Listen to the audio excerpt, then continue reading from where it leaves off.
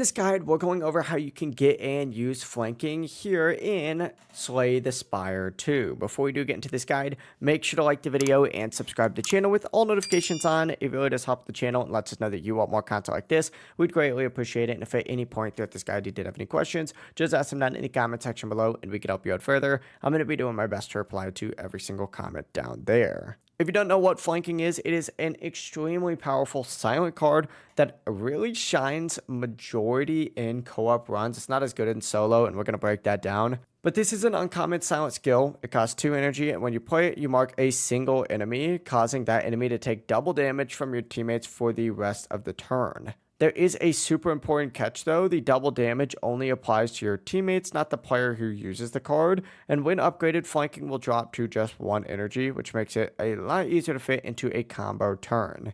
The key to flanking is timing though. You want to play it right before your teammates unleash their strongest attacks, especially against elite enemies or bosses. If your team coordinates properly, it can, obviously lead to huge burst damage that deletes enemies almost instantly. Because of how the card works though, flanking is the strongest in co-op runs, while multiple players can stack damage in a single turn. In solo play, however, the card does lose most of its value since there's not really any teammates to trigger the bonus damage. If you are running silent in multiplayer, just, use it with high damage teammates or builds that focus on burst damage. If you're in solo, I probably would not run this card at all. But if this guide did help you understand the card, make sure to like the video and subscribe to the channel with all notifications on. It really does help the channel and lets us know that you want more content like this. We'd greatly appreciate it. And if at any point throughout this guide you did have any questions, just ask them down in the comment section below and we can help you out further. Have a great rest of your day though. Peace.